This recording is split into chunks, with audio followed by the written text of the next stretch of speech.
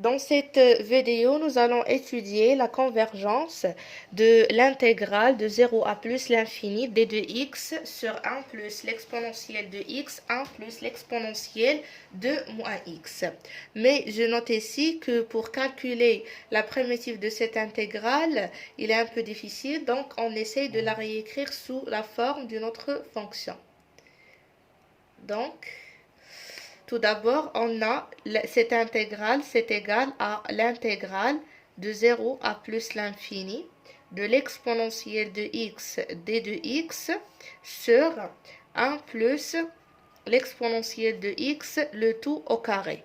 Comment on a trouvé ça? Le calcul est très simple. Vous pouvez me suivre ici. On a 1 sur 1 plus l'exponentielle de x fois 1 plus l'exponentielle de moins x. C'est égal à 1 sur 1 plus l'exponentielle de x multiplié par 1 sur l'exponentielle de x. Alors, on essaye d'avoir le même dénominateur ici. Donc, on obtient 1 plus l'exponentielle de x. Et ici, c'est l'exponentielle de x plus 1 sur l'exponentielle de x. Donc, on obtient ici 1 plus l'exponentielle de x. Avec ça, ça devient 1 plus l'exponentielle de x au carré sur l'exponentielle de x. Ce qui nous permet d'avoir l'exponentielle de x sur 1 plus l'exponentielle de x, le tout au carré. Donc, cette fonction, ou bien celle-ci, elle est contenue sur la fonction. Maintenant, je travaille directement avec la deuxième. L'exponentielle de x sur 1 plus l'exponentielle de x au carré est contenue sur l'intervalle 0 plus l'infini. Donc, le problème de convergence que nous avons, donc, le problème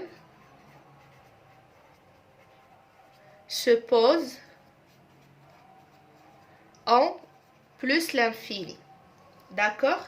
Alors, on essaie de calculer la limite de la primitive de cette fonction au voisinage de plus l'infini. Une primitive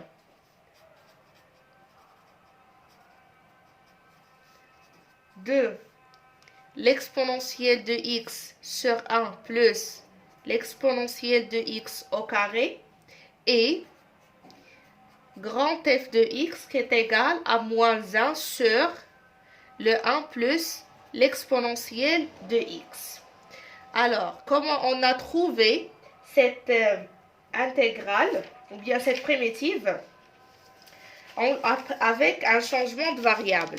Alors, si on prend u est égal à 1 plus l'exponentielle de x, alors d de u c'est égal à l'exponentielle de x fois d de x.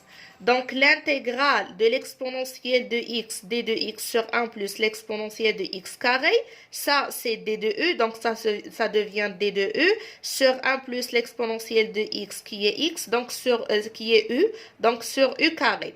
Alors, à la place de cette intégrale, on a l'intégrale de d de u sur u carré qui est égal à moins 1 sur u, et lorsqu'on remplace, c'est égal à moins 1 sur 1 plus l'exponentielle de x.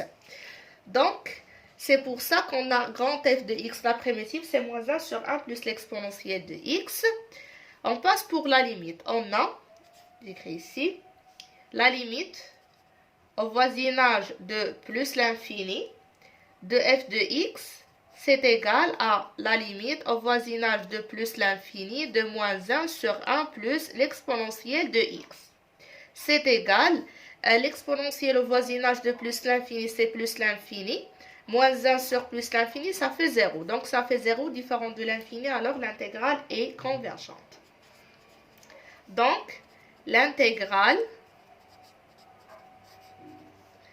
de 0 à plus l'infini, l'exponentielle de x sur 1 plus l'exponentielle de x au carré d de x est convergente.